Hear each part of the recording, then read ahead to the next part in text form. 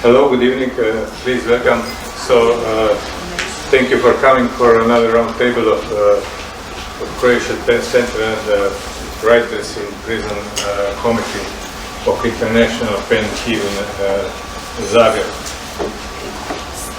This table today will be moderated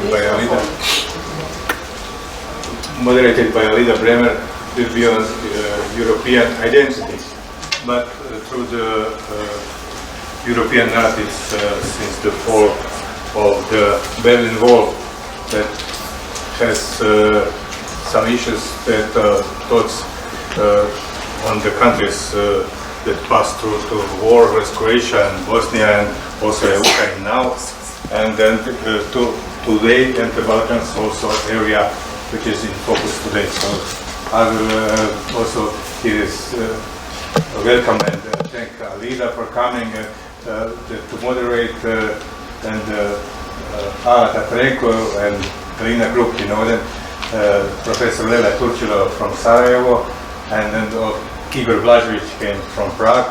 Thank you. And so I think some of the finest panelists that we could hope for are here today to address these subjects that is it is a concern of Europe and a concern, of course, of us all that live near. So I will ask for the start. I will ask Galina to read for the empty chair and to present the empty chair to today.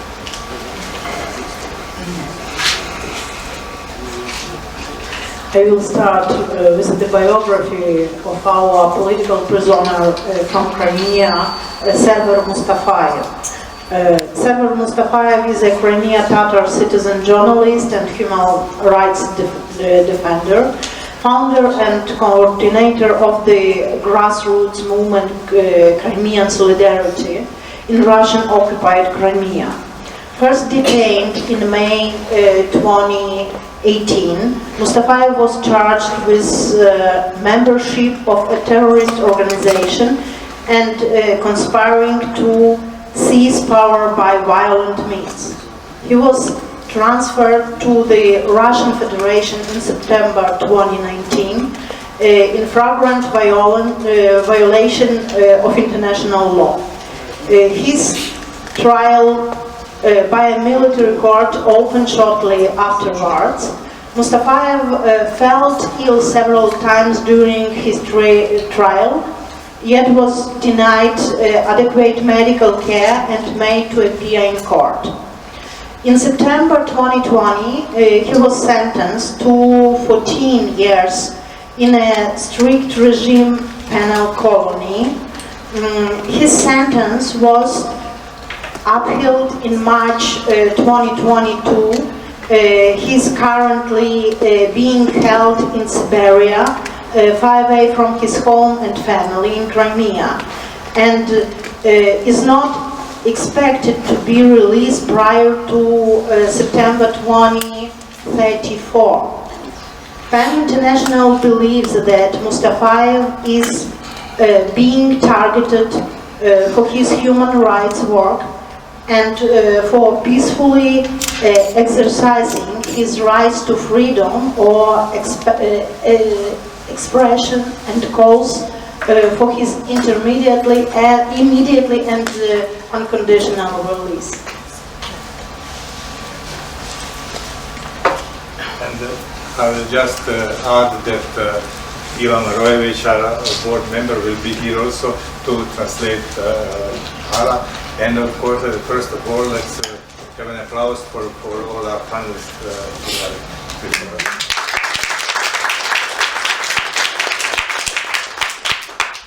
Thank you. Yes, I wanted also to thank Ida because she came so spontaneously to us to help us with translation. We start in medias res with our narratives. We are, all of us, we are aware that words have extremely high importance, and these cases of all prisoners and authors and journalists who were also killed because of words. All these cases show us how important are words. But it's also, there is also another way to use words to make narratives, historical myths, and propaganda. And I like to say not every word is always free word, and not every literature, every story is free-minded story. There are ideological and propagandistic stories too, and there are dominant narratives that produce some realities. They are not realities. And now, in the time of social media, of internet, of artificial intelligence, we are witnesses of even more producing of diverse narratives. So our awareness about importance of words is like in panic, because we see, everybody of us see that it's really difficult to deal with the questions of truth and not truth. We will, of course, not manage on our panel to speak about all these issues. We would like to concentrate on experiences with wars in the Balkans and in Ukraine, because in Europe we were witnesses after the fall of Berlin Wall and after the fall of socialism and after destruction of Soviet Union, that we have two huge wars in former Yugoslavia and now in the Ukraine. And I will start in this issue with a small and not so beautiful anecdote from Germany, because I have lived in Germany for 35 years now. I'm from Croatia, but I live in Germany. And on the beginning of the war in Croatia, it was a very, very famous German weekly, Die Zeit. Very famous, very, very influential weekly. And the editor of this weekly was a very famous journalist, Marion Gräfin Dönhoff, and she wrote one of the most famous names in the German journalism in this moment. And she wrote about war in Croatia in this moment. It is really terrible to see how these uncivilized Balkan people are not capable to have freedom and to be together. And even Soviet Union disintegrate peacefully. Even Soviet Union, with all difficulties, is totally peaceful and everything is wonderful after the fall of Berlin Wall. But only these Balkan people need to live their Serbo-Croatian hate. They need it, and if they need it, let them do. So it is one of the most terrible articles in the history of German journalism for me. I wrote several times in Germany about it.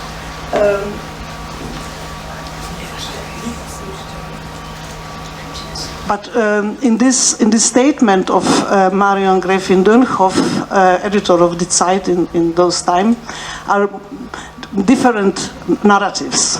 One is about Balkan people, like they are uncivilized and they needed to hate them. She was not capable to see that war in Yugoslavia was definitely in succeeding of a fall of Soviet Union. She was definitely not capable to see that it's political war, of course, but she saw it as a tribal, as a something like some wild tribes killed themselves, and so on. It was not so naive in this moment to read it, because it was very important. It was directly before, in Croatia, the city of Vukovar failed, and it was the question if Croatia would be recognized as a sovereign state or not. So it is, of course, a political impact behind some things, some narratives like this, and it was not so naive, but I think she was naive. But the impact of her words were very important in this moment, and the German society struggled very long with these questions. Are Croats former fascists? That was one of very common ideas in Germany. They were fascists, they were like together with Germans in Second World War, and now they are separatists. It is really, do we really need to support them? And Vukovar was destroyed, they could see it in television every evening, but the narratives were stronger than these pictures. So there is a small anecdote, not so beautiful, I told you, not so nice, in my remembering as somebody from another country in a country with dominant narrative, because German view of things is, of course, in European and also in the world context, a dominant view. Small countries and not so important and not so rich countries without political influence are not so dominant and not capable to speak loud like countries like Germany, and in case of Ukraine, of course, Russia. That is to introduce one of aspects of this issue of today. And now I like to introduce the first panelist. It is the Professor Leila Turcilo. She came to us from Sarajevo. She's professor at the Department of Communication Science and Journalism at the Faculty of Political Science in Sarajevo. And she teaches media theory, TV journalism, online journalism, media and politics, very dramatic issues in these days, and the challenging, and also the questions of post-truth society, which is really very interesting, because we are living now, I think, in post-truth society. And then, with all these experiences and theories, she also researched in field of Balkans, the situation with writers and journalists and prosecutions of them and censoring or not, etc. So she is really the very interesting panelist in this case, because she is experienced also as a person from Bosnia and Herzegovina, one of the countries with the most terrible war after the Second World War. So this war experience is present in all of our statements. Please, Leila. Thank you. So I'll just thank you for this introduction, and I'm very glad that I have this opportunity to talk to you this afternoon, this evening, and I will just start with just a question of narratives as such, and put it in a very simple words. I would start with the perspective that narratives actually produce reality, and this post-truth society that I've been researching for quite a while now is just about that. Dominant narratives plus very emotional reaction from the people to these dominant narratives.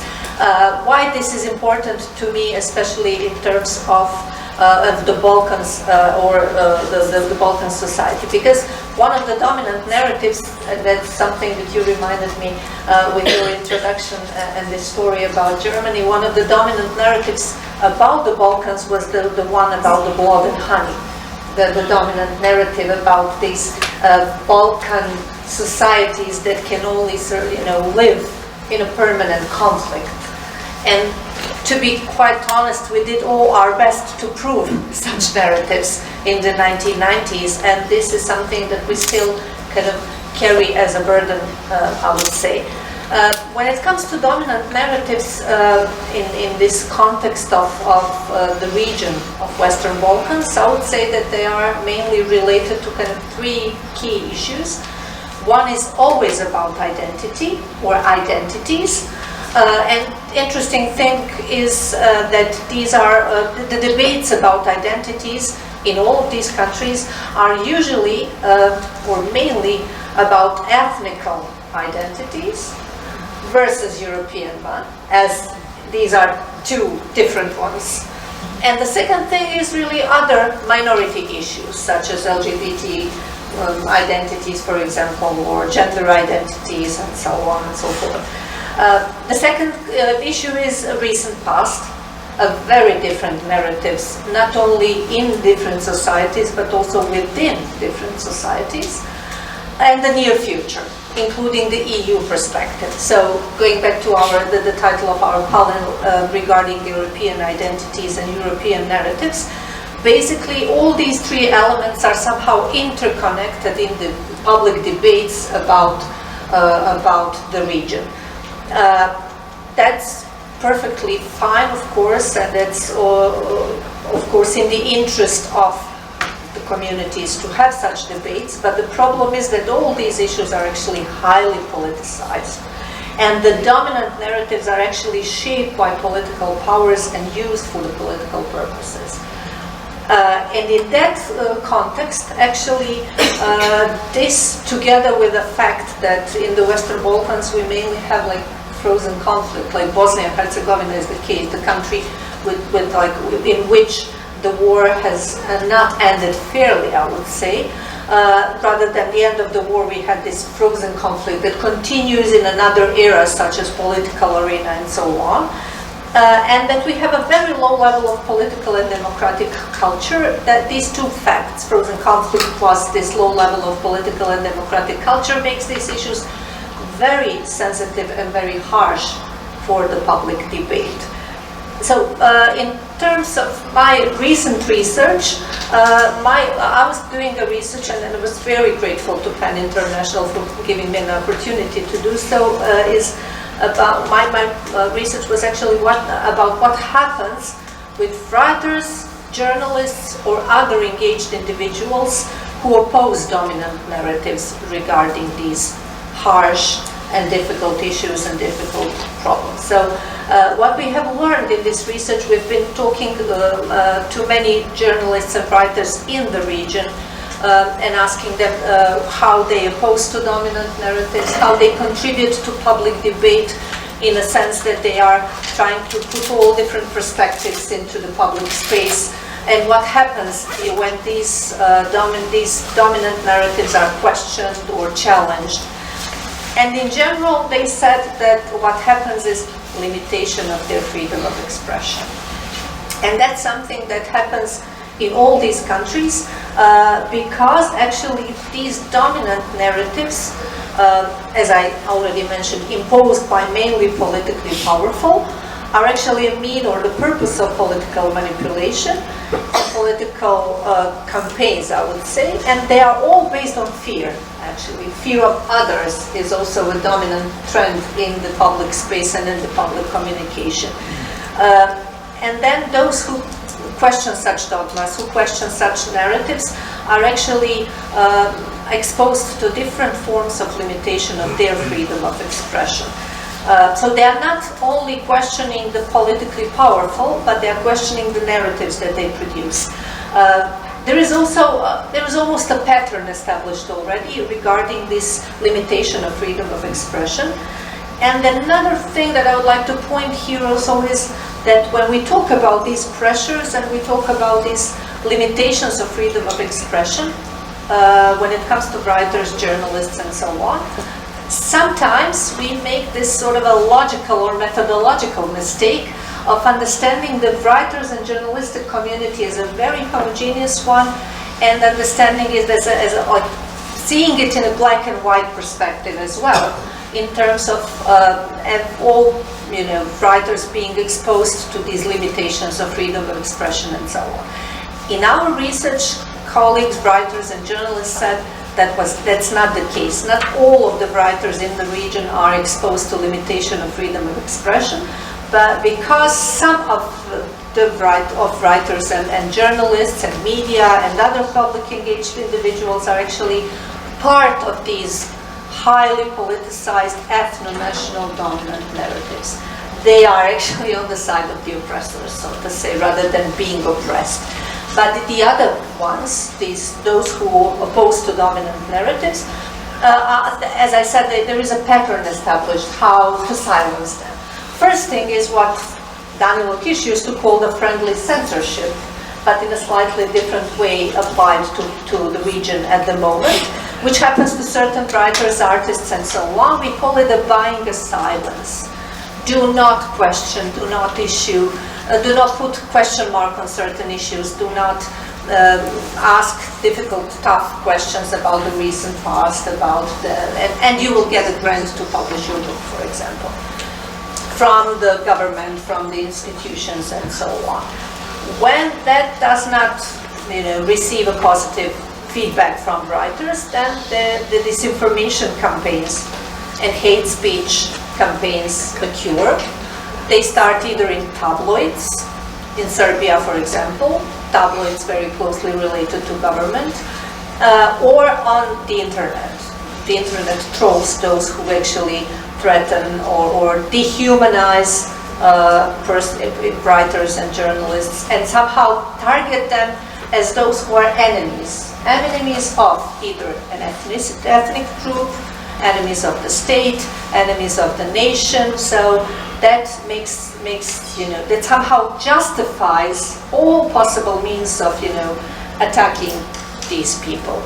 After these disinformation campaigns and smear campaigns and hate speech campaigns, the next step is physical violence. Of course, not necessarily in all cases, but as you said, the words produce violence very often, and that's something that many writers and journalists who oppose dominant narratives are exposed to physical violence as well. And an important thing, and I'll stop there in explaining the whole process, is to understand that this is not only and just about those who are targeted. So these kind of campaigns are not aimed only at threatening certain individuals, but threatening the whole community, like sending a message that opposing dominant narratives does not pay off. You will be the next one if you behave this way. You will be targeted the next one. So basically the pattern, first to buy silence, then or self-censorship. If that does not succeed, to start disinformation campaigns, hate speech and smear campaigns in order to make active individuals as targets of mainly radical groups, and in the end to expose them to threats and violence. This is actually something that's happening to certain individuals but sends message to all others.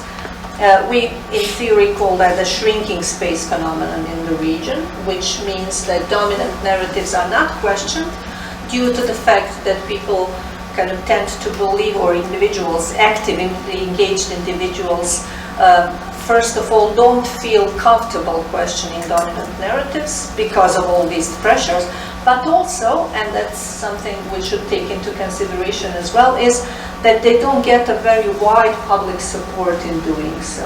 So many journalists and many writers said to us, well, we actually, put ourselves in jeopardy, our families in jeopardy, and there is no public reaction at all.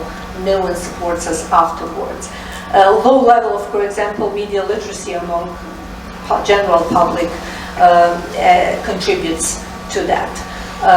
So I would say that in the Western Balkans, these dominant narratives actually proved to be a very important part of the public debate, and those who oppose to them and those who question them or question the dominant dogmas actually are in a very difficult position, while the general public is still kind of living in this post-truth society, very emotionally reacting to dominant dogmas, especially those promoted by the political powers and the mainstream media, which actually is a combination that really makes the whole debate very harsh in the region. Of course, I'll stop here. This was just a sketch of the whole process, but of course I'm ready to take all your questions afterwards. Smijem nešto reći o stanci, ljudi koji želi kavu ću vam doneti. Svi. Ne protivimo se. Espresso, Espresso. Odlično.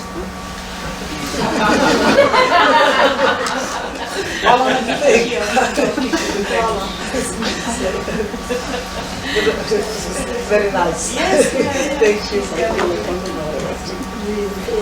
Thank you, Leila Turcilo, for this very interesting side of these issues. During your speech, in my head was like, oh, it is so huge, this whole thing, because not only in this region, but all over the world we have the same problem. But now I will ask Alla Tatarenko to speak to us. She is also professor on the university, but in the Ukraine, in Lviv. She is a very famous professor for Slavistic and very important for our region because she translates authors from Serbia, Croatia, Bosnia, Montenegro, all these from all these languages. She is not only translator but also a scientist, and she write books and monographies and take on different conferences. Is very present in these Slavistic discussions, and it is of course in the nature of all these things today that she is very asked person to explain what is really ongoing between Russia and Ukraine, because as a Slavistic professor, she is really expert for this question. So I'm very happy to have Alla Tatarenko with us today. And I hope we will deep our insight in this problem. Hvala. Poštovane dame i gospodo, drage kolegice i kolege, ja ću večeras govoriti hrvatski i vidjet ćete i zašto. A za drage kolege iz PEN-a imamo mogućnost prevođenja koju nam pružila poštovana ova gospođa, kolegica Marojević, koja će sve to prevesti na engleski. A zašto ću govoriti hrvatski, bit će jasno iz mog daljeg izlaganja. Ladies and gentlemen, dear colleagues, I will speak Croatian tonight, and I will be then translated into English. But why my choice for tonight is Croatian, I hope will become clear in a few minutes. Prvi odgovor na to pitanje glasi: govorimo večeras o europskom identitetu. A što je osnova svakog identiteta nego jezik? A mi znamo da je hrvatski jedan od jezika Europske unije. Dakle, moć Europe i europskog identiteta sastoji se i u tome da europski identitet čine različiti nacionalni identiteti koji dijele jedan isti civilizacijski kod. Why Croatian? Because we are talking about identities tonight, of course about European identities and about European identity. The basis of every identity cannot but be language, and Croatia, as part of the European Union, of course has its Croatian language as one of the European languages. That is also the strength of the European Union, the fact that many European languages speak the same civilizational code. Kad sam došla ovamo, dugo sam razmišljala o tome kako bih trebala predstaviti tu temu kao Ukrajinka, jer nema baš toliko mnogo naroda i narodnosti koji tako skupo plate svoj evropski identitet. When I was coming here tonight, I thought very intensely about how I should present this problem as a Ukrainian, And how to speak as a Ukrainian, because there are not very many nations that have to pay for their European identity in such a high price. Sjetit ćemo se onog velikog događaja koji je promijenio suvremenu povijest Ukrajine. On se zvao Euromajdan, odnosno revolucija dostojanstva. To su sinonimi. Jedni ga zovu Euromajdan, drugi revolucija dostojanstvo, kako ga zovu oni koji ga ne podnose, nećemo ovdje sad spominjati. Meni je bitno da su ovdje povezani pojmovi Europe i dostojanstva. One of the most important things that I want to mention tonight is the event that some call Euromaidan, others call it the Revolution of Dignity.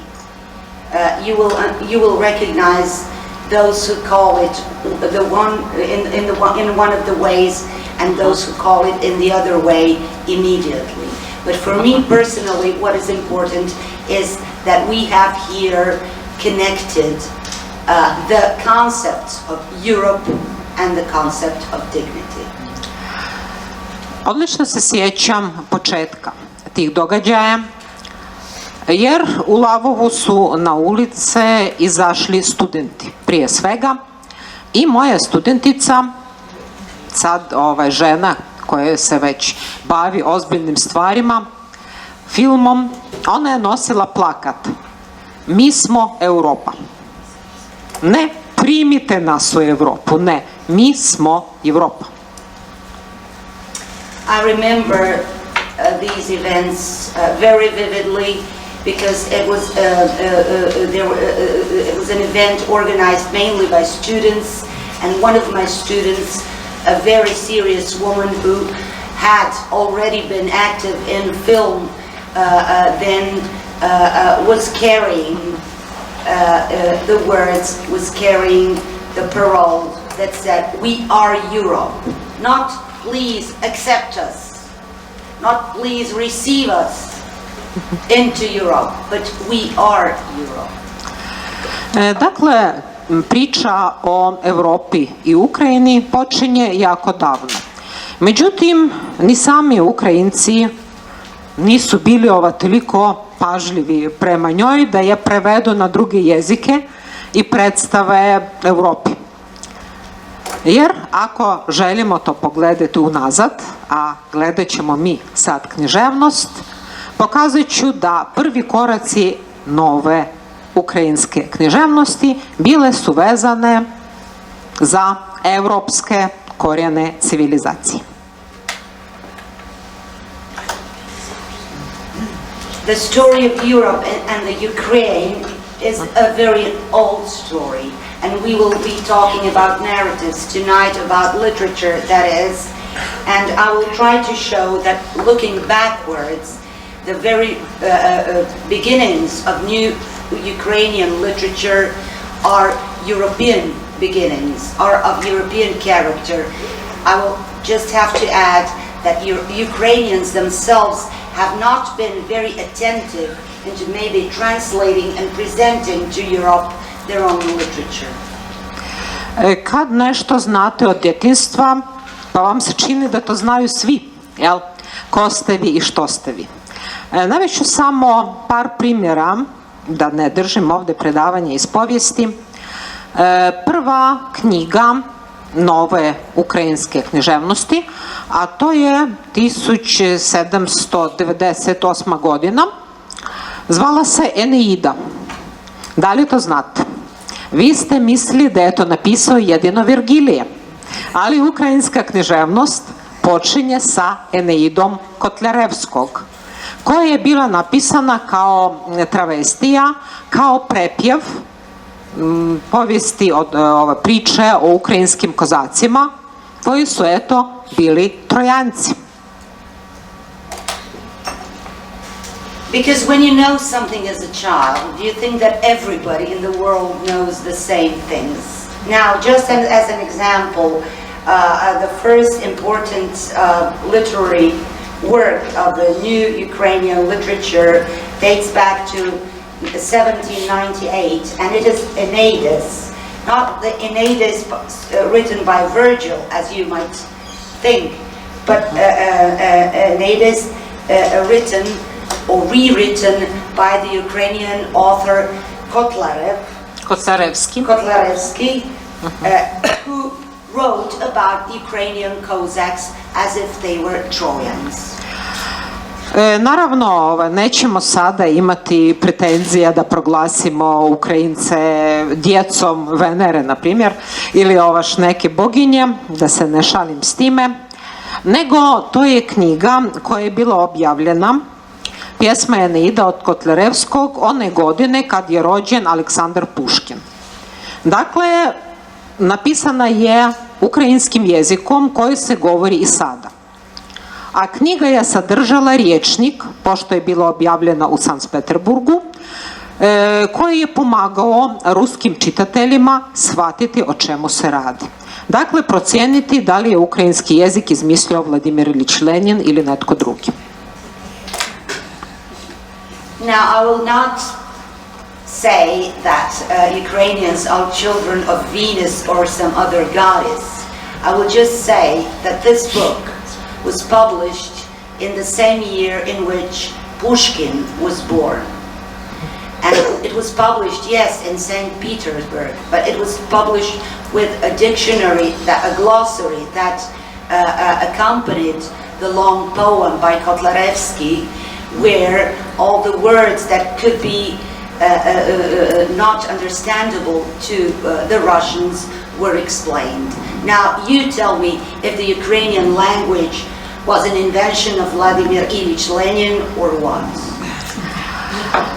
Dakle, pred nama je knjiga koja apsolutno slobodno plovi vodama antike. Rekla bih da situacija sa nerazumijevanjem Ukrajinaca kao Evropljanina uopće nije bila takva prije nekoliko stoljeća. Ako se sjetimo romantizma, evropskog, zapadnoevropskog, onda se sjetimo pjesama, recimo Georgea Gordona Byrona, ili dijela koje su pisali francuski pjesnici i pisci ili poljski, koji su imali zanimljivog junaka, ukrajinskog hetmana Ivana Mazepu, koji je bio čovjek barokne kulture, koji je gradio barokne crkve, naravno uz pomoć svojih majstora, i koji nije bio tretiran uopće kao neki divlji kozak, koji je, eto, sad primjer neke divlje zaljubljenosti, već u engleskom i francuskom romantizmu on je bio primjer romantičnog ljubavnika. A romantični ljubavnik, kao što znamo, to je nešto što pripada više zapadnoevropskoj kulturi, jel tako? Now, another example dating back to the period of Romanticism in Europe, to the Romantic era. We have examples in English, French, and Polish literature. English, for example, George Gordon Byron, as far as English literature is concerned, of poems written about the Ukrainian leader Ivan Mazepa, a man of Baroque culture who built churches and other monuments and was seen as other European authors as a romantic lover, not as a Ukrainian Cossack. So fully part of the European romantic imageology. Što bih rekla na to da biti romantični evropski junak i kozak ne znači isključivost, on je bio i jedno i drugo. Povijest ukrajinskog jezika, a mi danas govorimo o tome koliko je jezik važan za identitet, kao i za književnost naravno, bila je iznimno teška. I u Hrvatskoj i u mnogim drugim zemljama znaju Što to znači represija?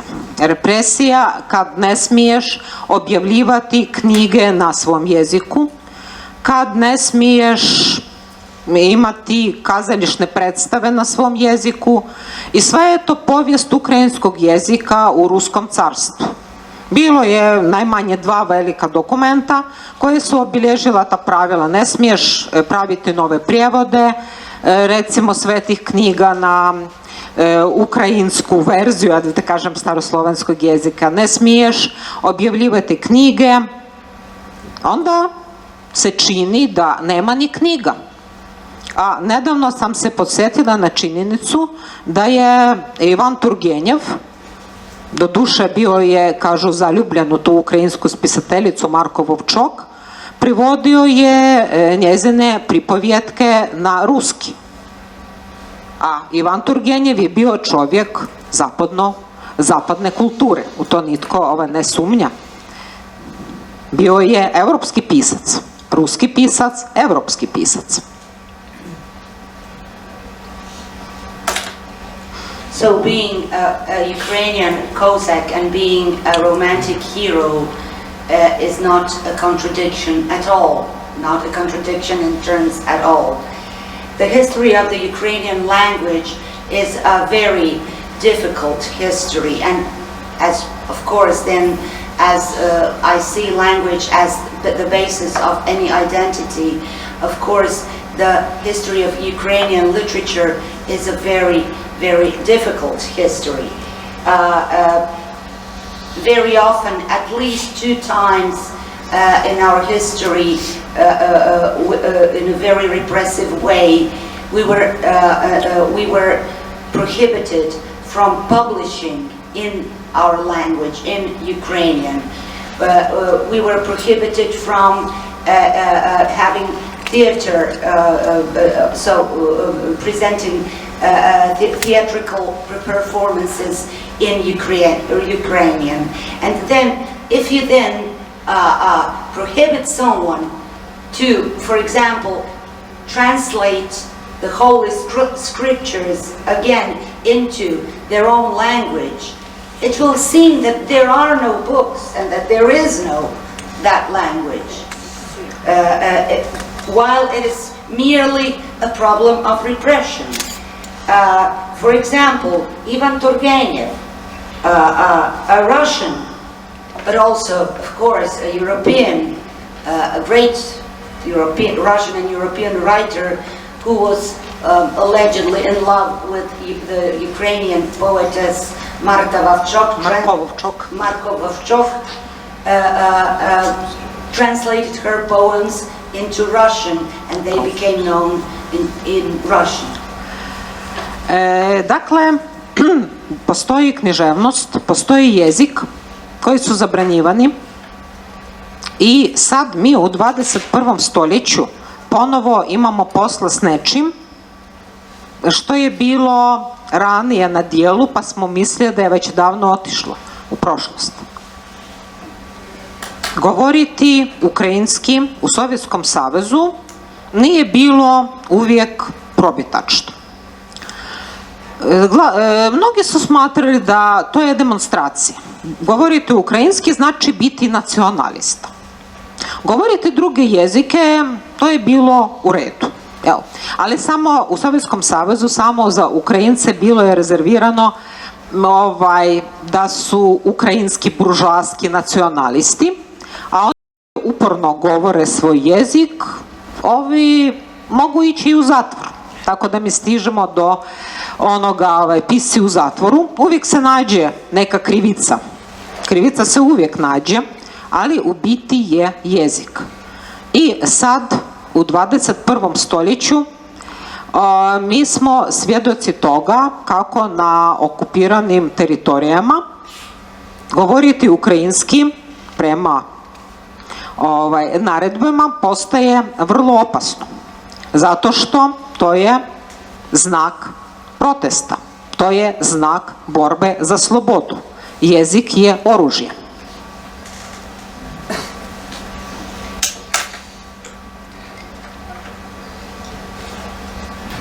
So So what we are facing right now in the 21st century is something that we thought would never happen before. I told you, I just gave you a few examples from the past, but we really thought that this would never happen again. Very often we were prohibited to speak our own language, and if not prohibited, it was not recommended or recommendable. During the USSR period, speaking Ukrainian was not prohibited, but was, as I said, not recommendable, seen as nationalist, and if you spoke Ukrainian, you were seen as a member of the nationalist bourgeoisie, and a crime, a fault or a crime of yours would always be found in order to persecute you, but in fact it was all about your language. Today, if you speak Ukrainian in the areas occupied by the Russians, it is seen as a protest. Just speaking Ukrainian is seen as a protest, and language is seen as a weapon. Dakle, ima mnogo jezika na svijetu. Europska unija, Europa imaju više jezika. Jedan od njih je hrvatski. Europa govori engleski, francuski, njemački, znamo koliko jezika govori Europa, govori i hrvatski, ali Europa prije svega govori europski. Ukrajina još uvijek nije u Europskoj uniji, ali ona već govori europski. I uvijek je govorila europski, što znači da u tom europskom jeziku najbitnija je riječ sloboda. Sloboda kao prva boja u francuskoj zastavi, sloboda od koje sve počinje, da bi se postiglo ono sve drugo, je bijela, crvena boja zastave, i sad mi je palo na pamet da upravo ta boja je prisutna i na ukrajinskoj zastavi. Imamo zajedničku boju. To je plava boja slobode. There are many languages, of course, in the European Union that are spoken in the Union, but as I said before, what is paramount is that the European Union speaks the European language. And Ukraine also speaks European, believe me. What is the European language? The European language is the language of freedom. It is that color from the French flag, the color of freedom, and now the color that we also share on our Ukrainian flag, and that is the color blue, the color of freedom. Thank you, Ala and Iva.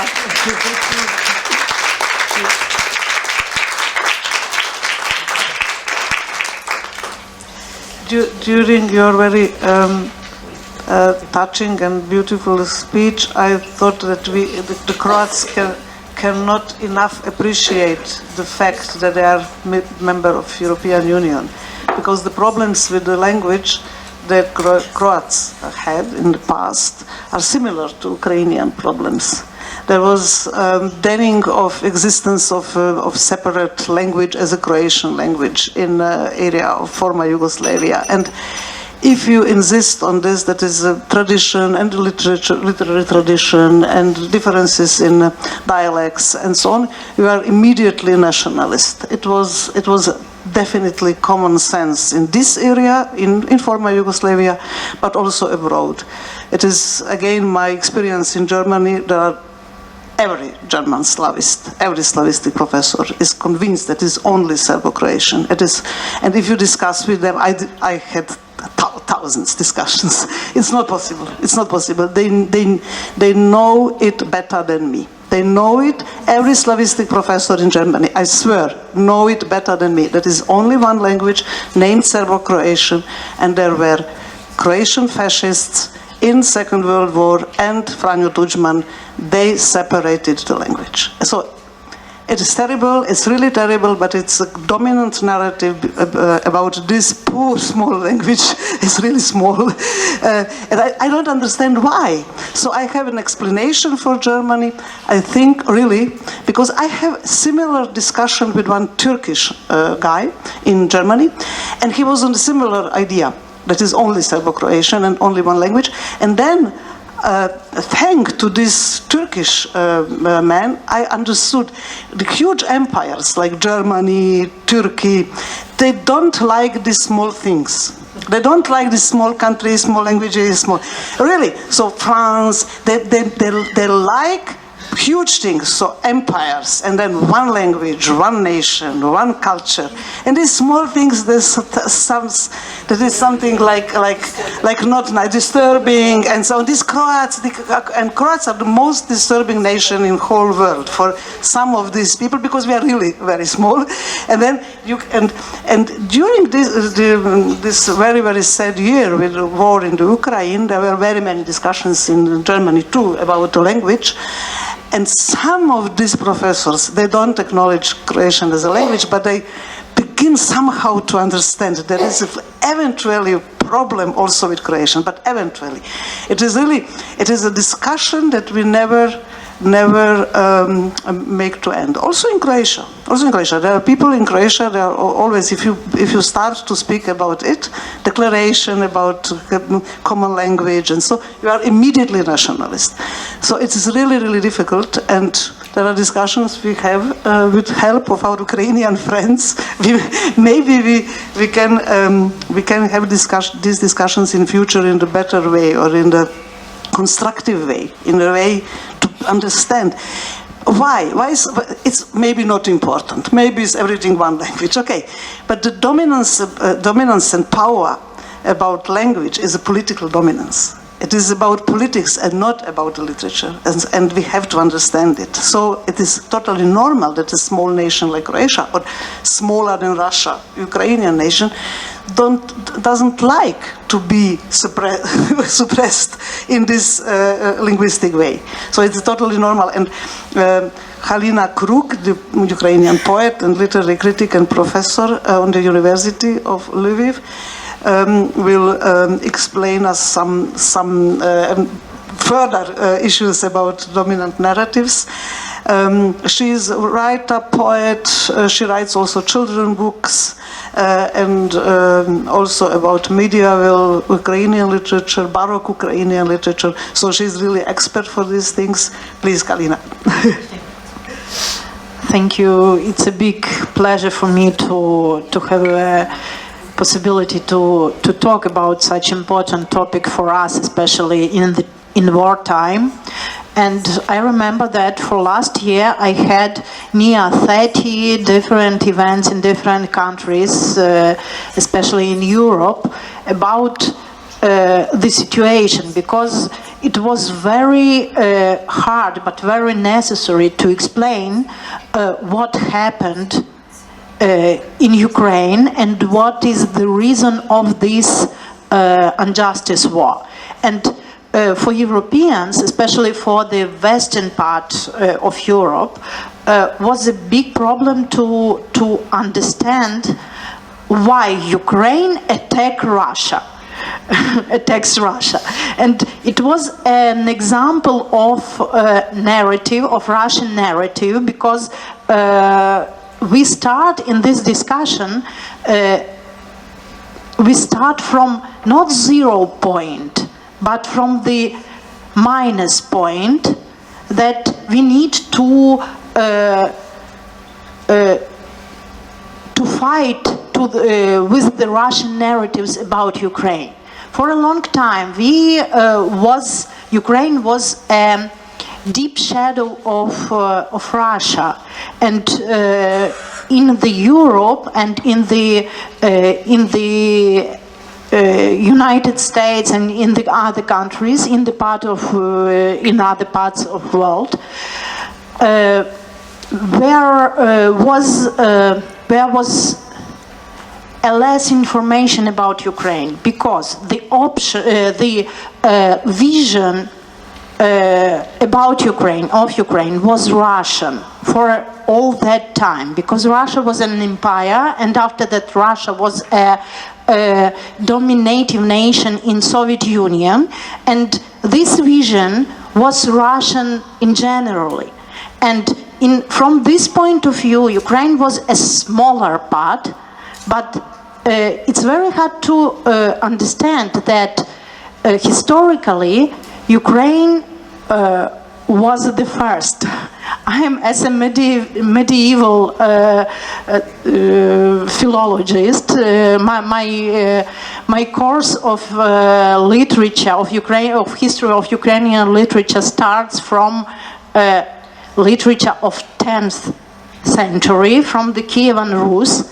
But I remember that in Soviet time we had only one option to see this period as a not Kievan Rus, but ancient Rus, old Rus, and it was the way to don't mention about Kiev, to talk only about Rus as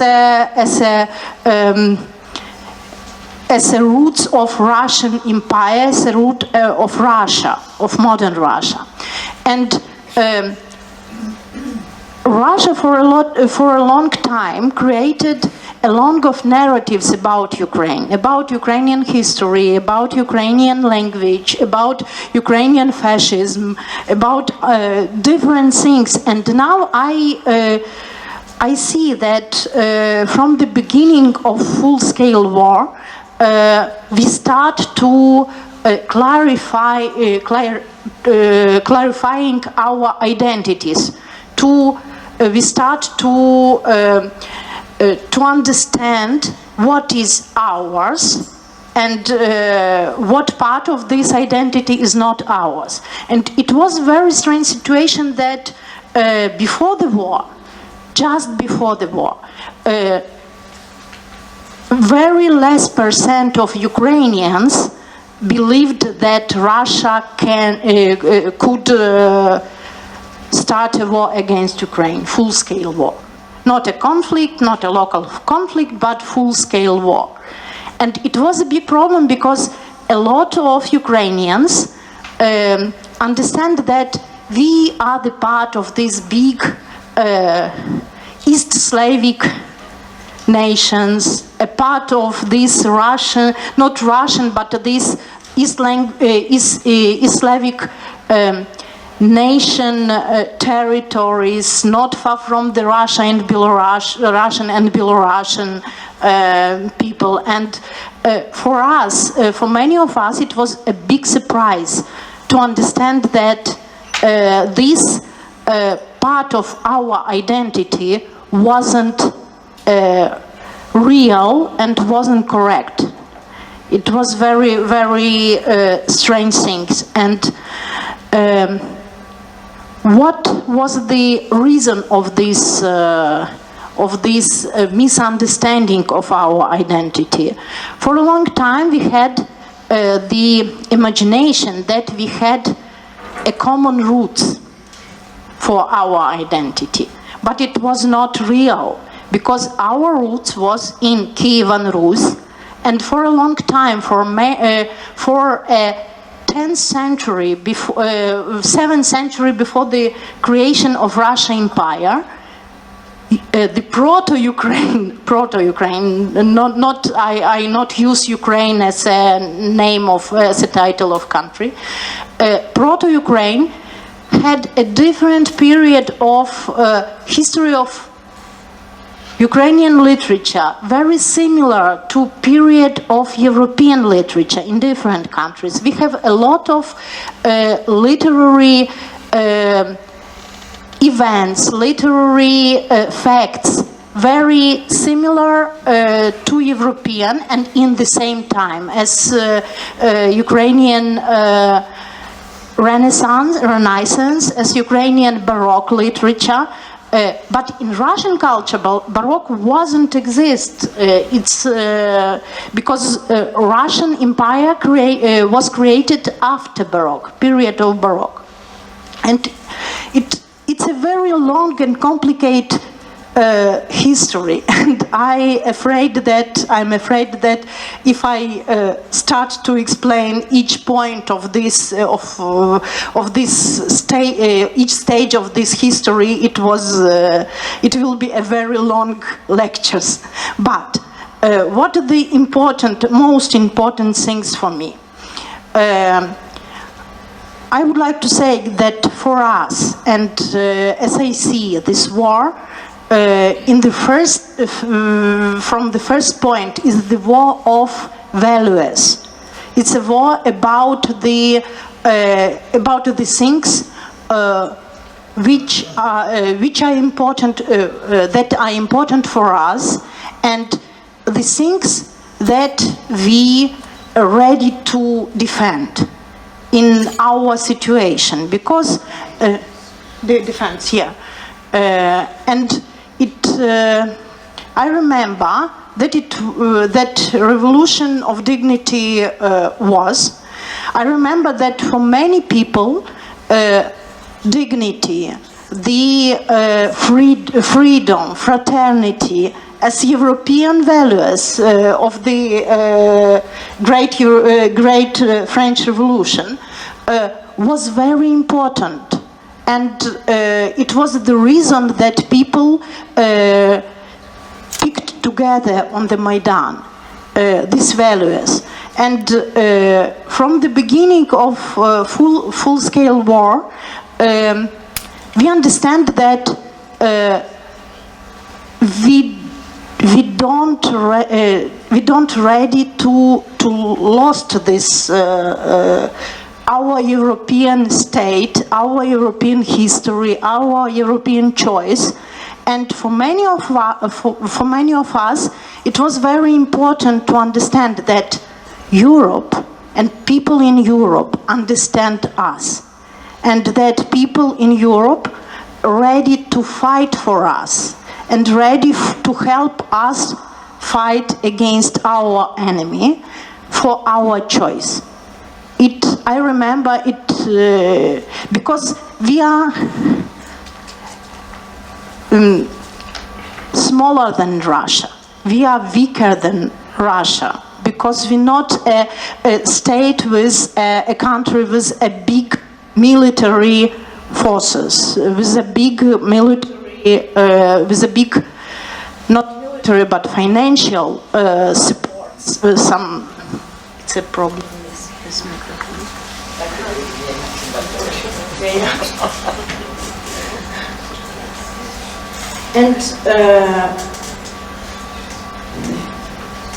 And without the support of other countries, especially of our neighbors, of the people who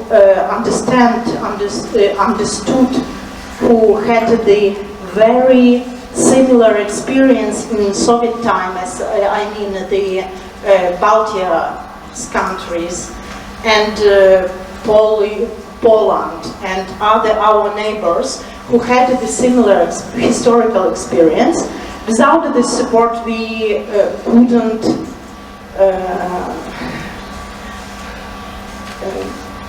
how would say in English, we couldn't continue our fighting, our struggle, yes. And I don't know, I have a lot of different, maybe I continue on the next session, but for me, very important was the, for all this time, was the work with these Russian narratives. Because inside Ukraine we have some narratives, some not very self-Ukrainian narratives, not sometimes very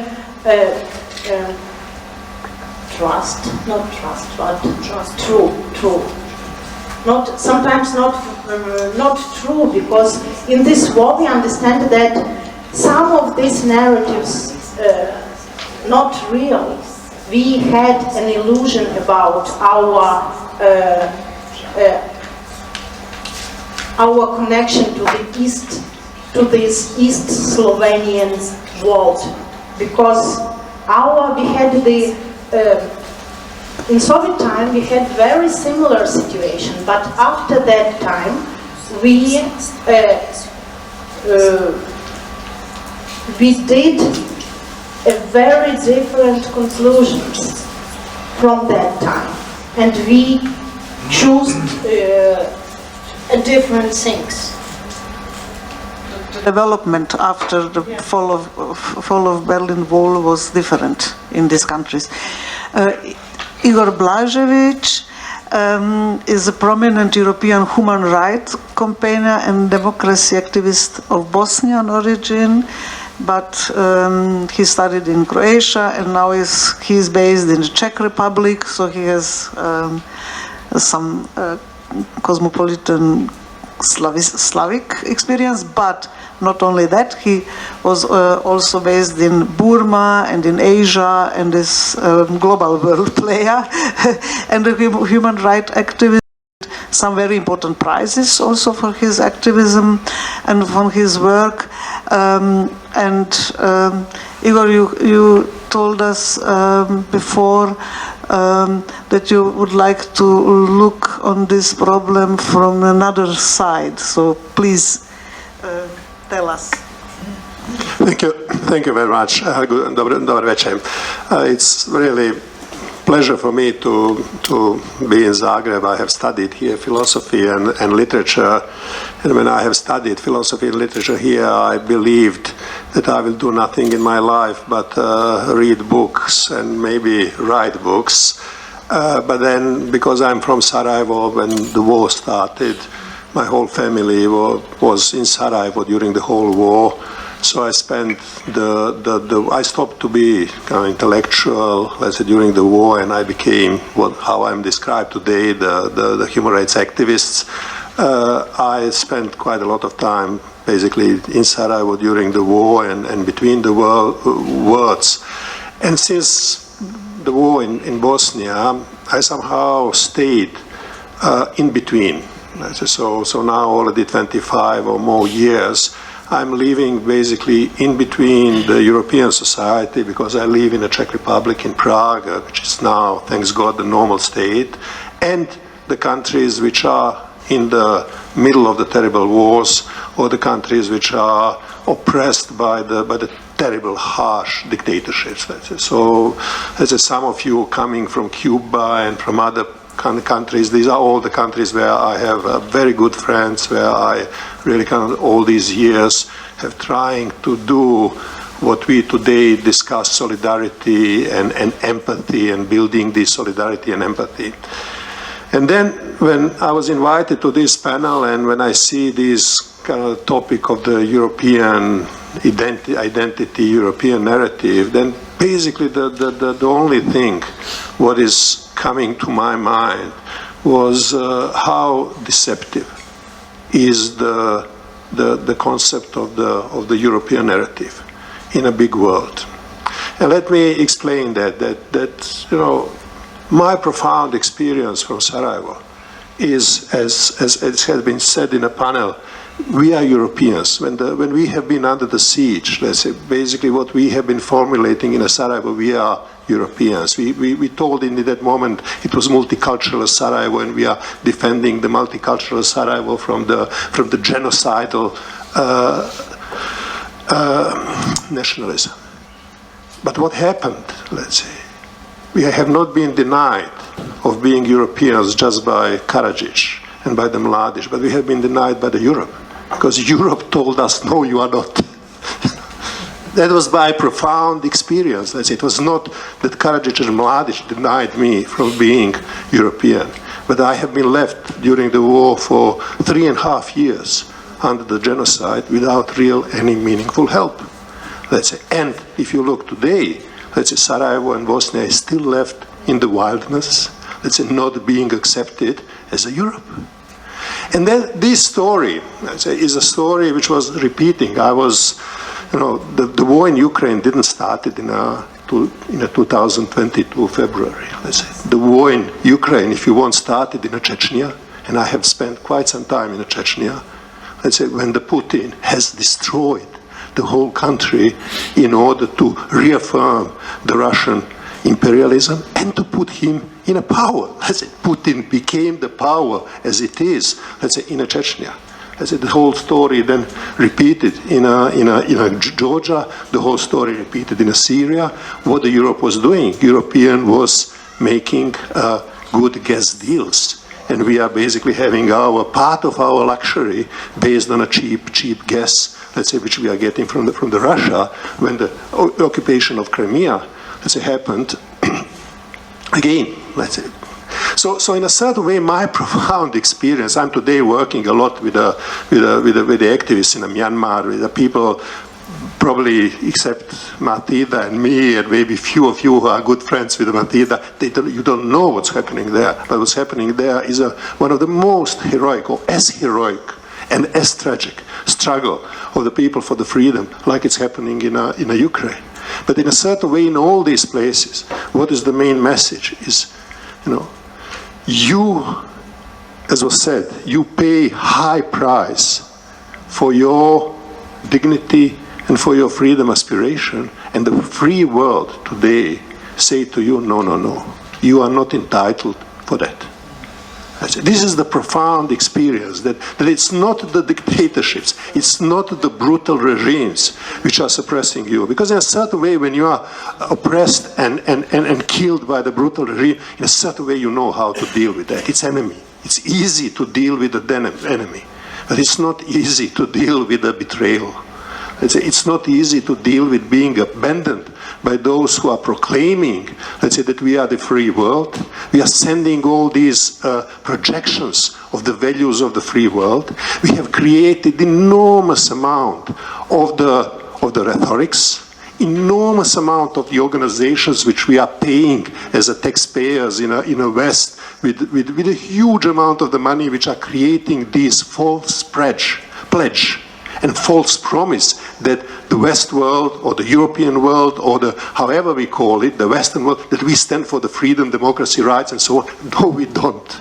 Let's say we are dividing world between our privilege, our security and the rest.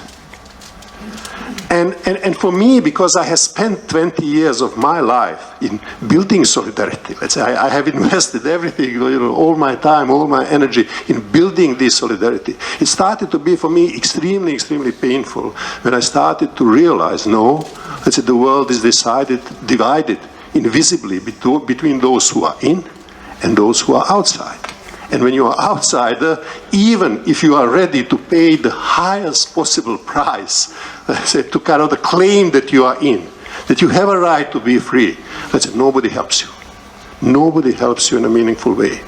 And then, let's say, what to do with that? Let's say, to sit and cry, it doesn't help. To resign, it helps less either. So my message is today, when I'm working with the colleagues in Myanmar, in other places who are constantly, let's say, they're dying every single day, let's say, and they're asking when the world will come to help us. Let's say, then basically what I'm saying to you, no, nobody will not come to help you, first thing. The second thing, defend yourself. Let's say, because if you defend self and you prove that you are able to defend self, then maybe, let's say, somebody will come. But you need proof first to mobilize your own resources, your own capacity, your own society to be able to defend yourself.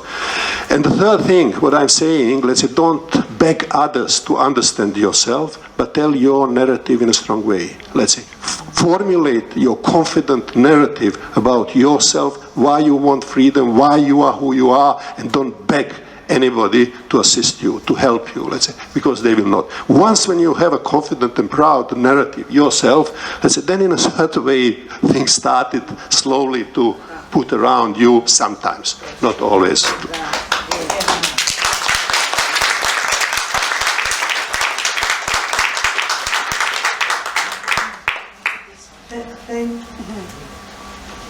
Thank you, Igor, for these words. They are so important, really. We have a discussion before we came here, and it was so interesting, and we could speak for hours now. But our time is now so that we have a last possibility to tell something, not so long like in the first, in the first one. And so, without hesitating, I will ask Leila to do it. Thank you. Well, I would try to continue on what Igor was talking about, because one of the topics we wanted to touch upon was actually the experiences from the war, lessons learned, having in mind the background of all of us at the table. So I was like 14 when the war in Sarajevo actually started, and speaking of the identities, actually the first kind of idea and impression I had as a child at that time was that it's not going to happen in Europe, this childish idea of like Europe being over with wars after the Second World War and everything that was happening. So when it happened, actually the very important kind of message that we were trying to send to the world and to Europe was actually that we are defending the European identity in terms of multiculturalism, coexistence and tolerance. And it didn't work very well. So basically the lesson learned, first of all, is that the war can happen in Europe. Again, Ukraine is the proof, unfortunately, nowadays. The second kind of lesson learned in that regard is that reaction is needed before it's too late, because both Sarajevo siege as well as Srebrenica genocide actually proved that point as well. The third lesson learned is actually that the war trauma is presented long after the war, both as direct and transgenerational trauma, and influences generations in all possible ways. I work now with students who are born after the war, and they have sometimes even harsher discussions and debates about the war than their parents and grandparents. Very strong and very emotional, as if they were part of it, which is actually a consequence of both oral history and family legacy and unsolved issues and so on. That leads me to another lesson learned, that it's that the war should be ended fairly and fully, which is something that didn't happen in Bosnia, because this frozen conflict actually captures the states and their citizens. And the war crimes must be processed fairly and fully, and victims and sufferings at all sides recognized, because that's very important, because the peace building and reconciliation is not possible without consent about the nature, about the character of the war, and without the empathy for all those who suffered.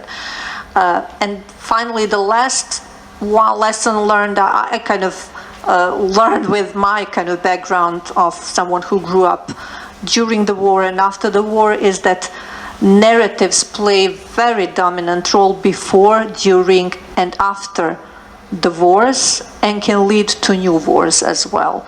That words really can kill, if not directly, then indirectly.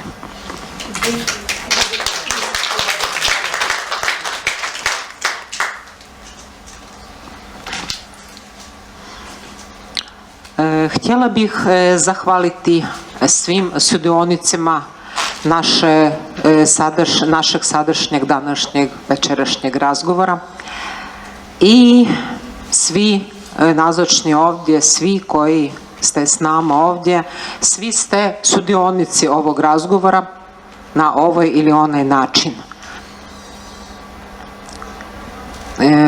Htjela bih zahvaliti Tomici Bajsiću na ovoj mogućnosti da nastupim na onom okruglom stolu, jer na mom mjestu je trebao sjediti ukrajinski pjesnik Ostap Slivinski, koji zbog rata nije mogao doći. Ali da njegova stolica ne ostane prazna, došla sam i ovim svojim govorom htjela pokazati da nacionalista nije onaj koji govori svoj materinski jezik.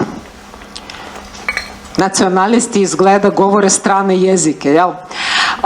Kao što se ovdje vidi, engleski je jezik komunikacije, jezik više naroda i možda zato mi i toliko volimo Europu?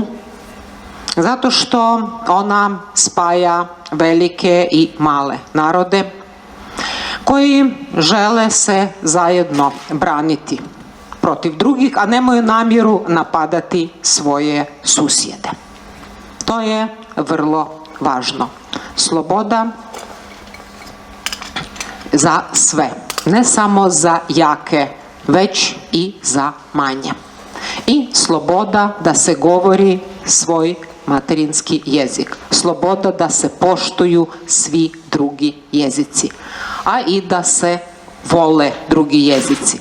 Evo, ja sam danas govorila na jeziku koji volim i zahvalna sam hrvatskom jeziku što sam tu sa vama. Hvala.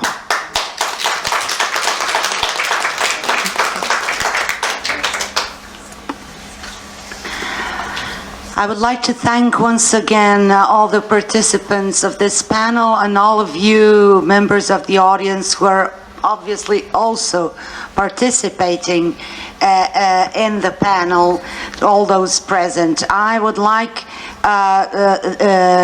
furthermore to thank Tomica Bajsic, who made it possible for me to fill in here for the Ukrainian poet Ostap Slivinsky, who should have been here tonight, and in order for his chair not to remain vacant, I am here. So thank you, Tomica.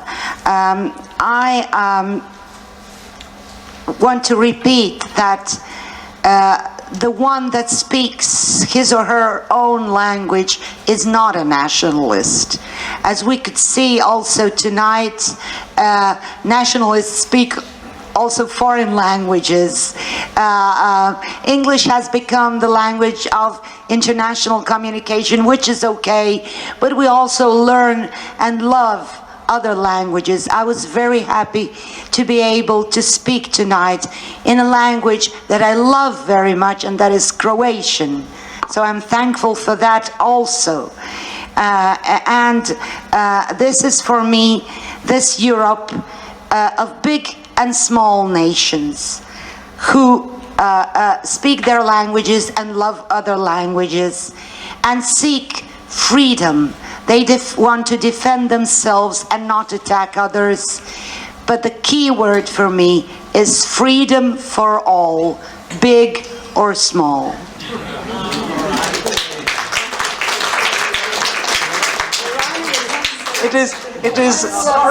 It is really awesome to hear how Ala speaks Croatian and how Eva speaks English. Perfect, both of you. I feel I need somebody who translate from Ukrainian into Croatian, but I would like to say as a conclusion of our discussion about the identity and about the war of narratives, that for Ukrainian people now, it's very interesting to see how in different countries of Europe our situation is understandable or not. Because for me, from the last year, I saw that in some countries, especially with the countries with empire heritage, big empire, as a Great Britain, as a Germany, as another country, our role of small nation in other empire was not very understandable, was not very, it's very hard to understand somebody who has different history, different reasons for activities and different arguments in discussion. But I saw for the last year that in different small countries with different situation in Europe, with different histories. We have the not this. We have the very open situation to hear us, to understand us, and sometimes it's very interesting to understand how it works, this connection between the people. And I like this idea that in Europe, Europe is very, in my point of view, is very decentralized. I like this idea that not one center, not one country decide the how would say, doля. Destiny. Thank you. Destiny of others. And in our situation, for a long time we are the measure between the Europe and the not very European countries from a country from other side. And for us, only one way to stay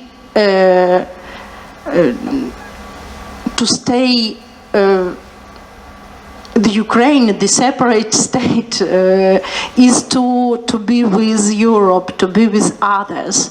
And I see that in our situation, we have no, how would say,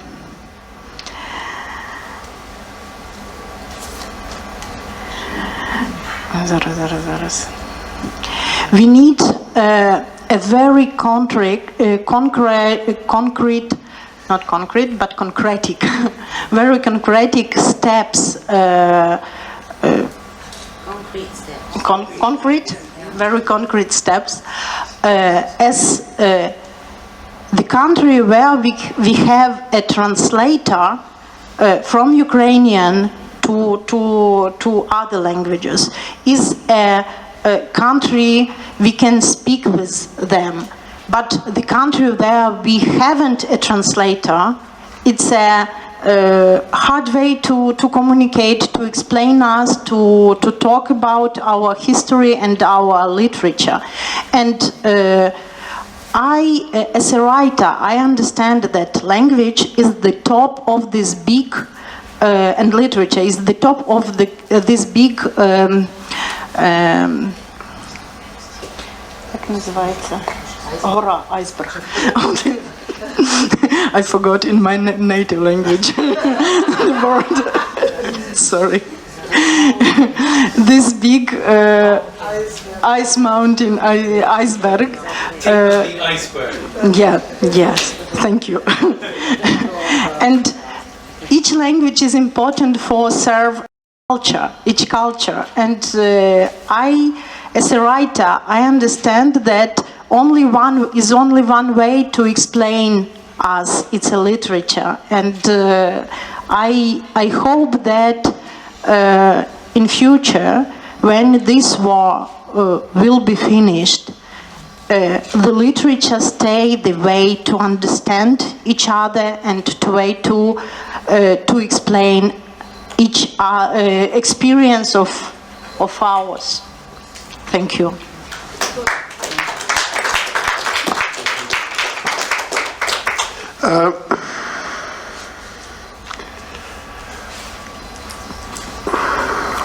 No, we have been discussing tonight about kind of this imperial nation and a small nation and survivals of the small nations, and rightly so.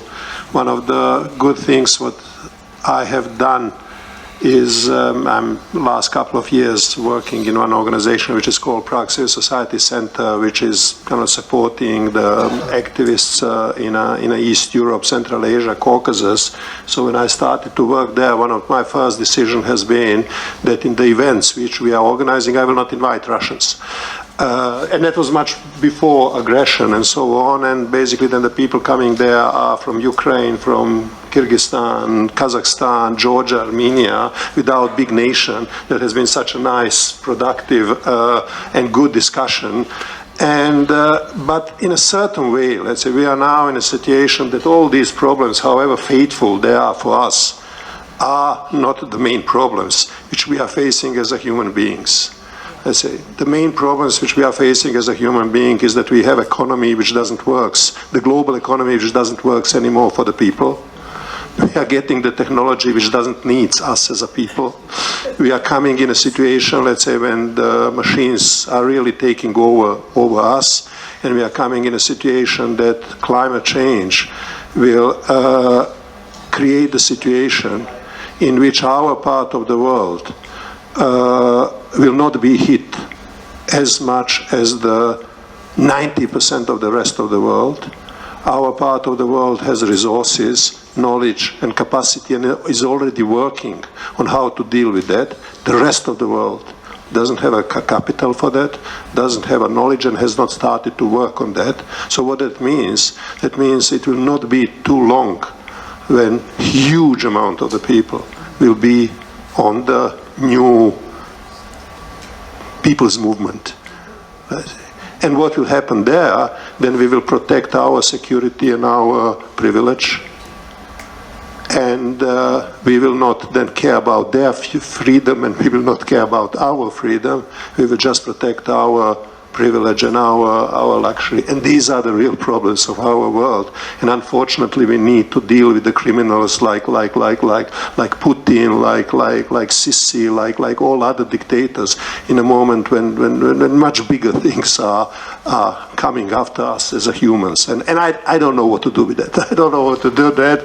Maybe one small kind of suggestion is maybe next time when you do the Penn event, bring a lot of young writers, let's say, because they will need to deal with that. Let's say, so maybe, you know, let's use the resources which we have and give them opportunity to get to know each other, and then basically try to see what they will need to live with and what they will need to either solve somehow, or I don't know.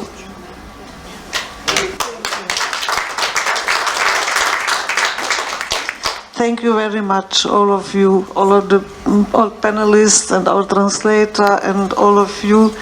Of course, we cannot finish with something, I don't know, with some conclusion. There is no conclusion. For me, it was important to be remembered that in Bosnia and Herzegovina it is a frozen conflict, and a peace without justice. That is what happened in Bosnia and Herzegovina. Is not a good deal. It's also tragic that Europe, like you told Igor, it was not interested in all these values, that Ukrainians or Bosnians died for it. So there are really sad conclusions, and now with this climate and artificial intelligence perspectives is not much more better. But okay, I hope, despite of them, you have a nice evening today and you enjoyed our discussion, I hope, because very optimistic. It's not possible to be very optimistic after that, but you wanted to say something. Yes, please. As an English speaker who has followed all of these things from the other side of the world in English, I thought uncharacteristically I have a little hope to offer you. In September of last year, the Yale historian Timothy Snyder wrote a hugely influential piece in Foreign Affairs about Ukraine and Russia, and it seemed so apropos of the discussion tonight that I just wanted to read you a few lines, and then we can all go. Thank you. He said, "The defense of Putin's regime has been offered by people operating as literary critics, ever disassembling and dissembling, pretending to be something else. Ukrainian resistance, embodied by President Volodymyr Zelensky, has been more like literature. Careful attention to art, no doubt, but for the purpose of articulating values. If all one has is literary criticism, one accepts that everything melts into air and concedes the values that make democratic politics possible. But when one has literature, one experiences a certain solidity, a sense that embodying values is more interesting and more courageous than dismissing or mocking them.